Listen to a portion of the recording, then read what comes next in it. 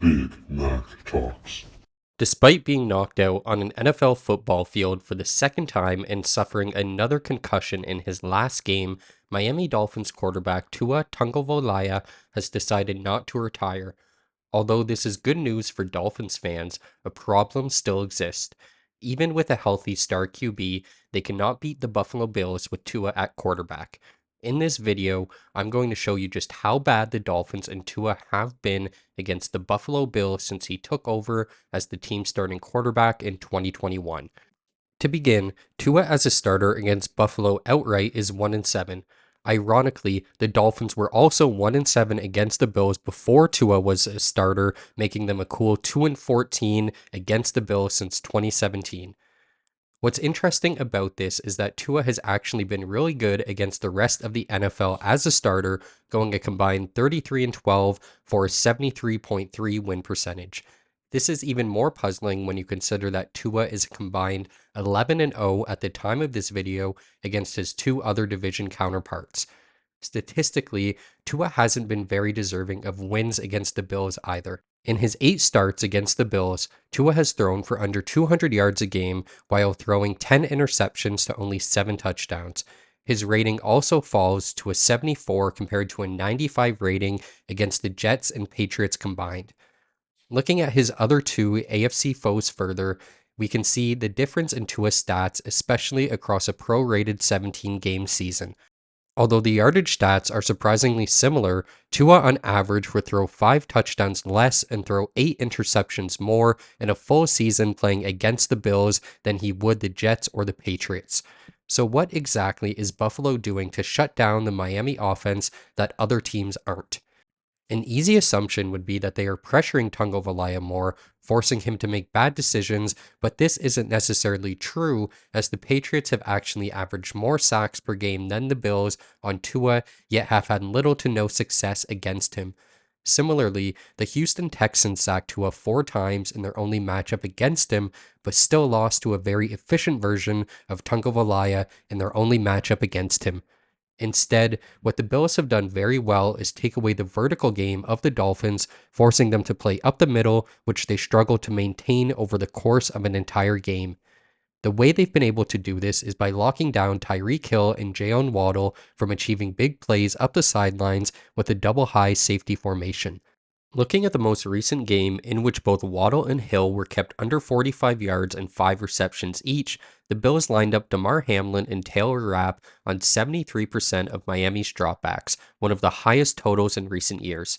They matched this with an extremely low 4.7% blitz rate, which allowed them to maximize the amount of bodies they had playing in front of the ball at all times. Doing this saw Tua's offense being limited to using an injured Devon Achane and veteran tight end Jonnu Smith as his main targets for short gains up the middle and a couple short sideline catches for Smith. This method of defensive play against speedy receivers such as Hill have consistently been deployed by the Bills. By doing so, they actually have allowed the fewest yards per catch of any NFL team that Tyreek Hill has played against. They are also one of only 3 teams who have been able to keep Hill under 50 yards per game on average. For Waddle, he actually has been a bit better against the Bills than Hill, as he would still have over 1,000 yards and 70 catches if we were to prorate his current stats against Buffalo across 17 games. This is essentially on par with his career average.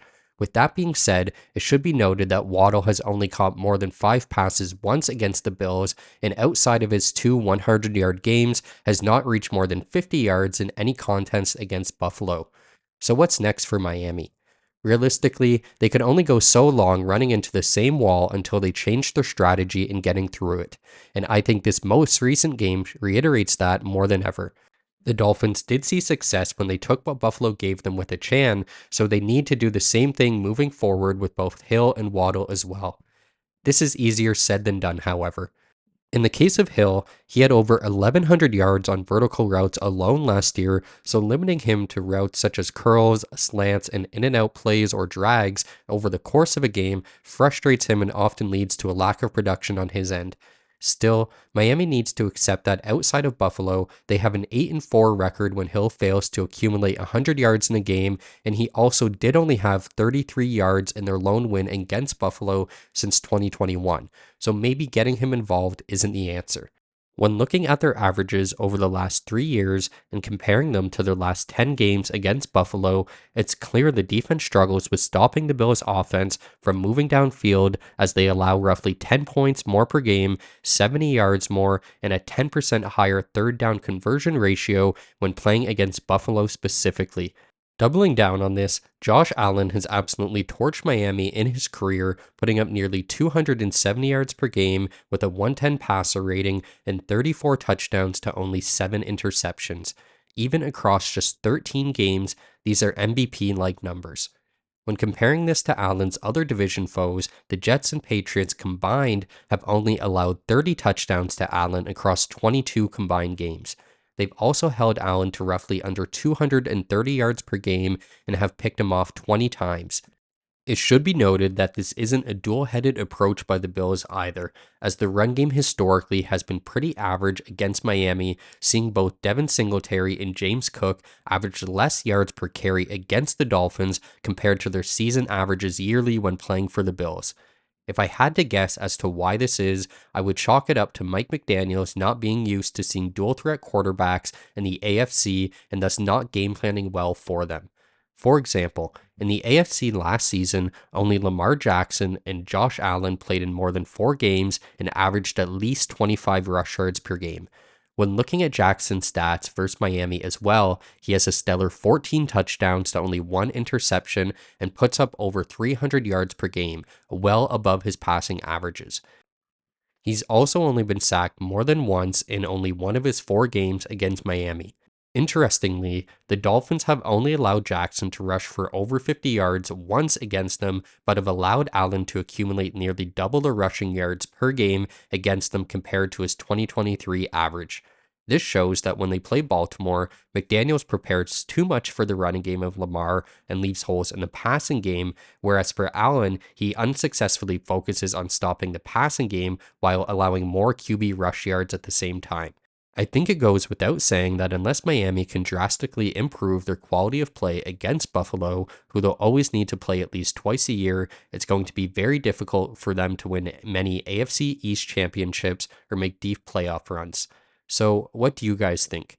What can the Miami Dolphins do, if anything, to stop the Buffalo Bills moving forward? Will Mike McDaniels ever be able to have success against Josh Allen, or does he not have the game planning ability to do so? Will simply getting Hill and Waddle more involved solve the problem, or is the problem too far gone to be solved? Let me know what you think in the comments, and don't forget to subscribe.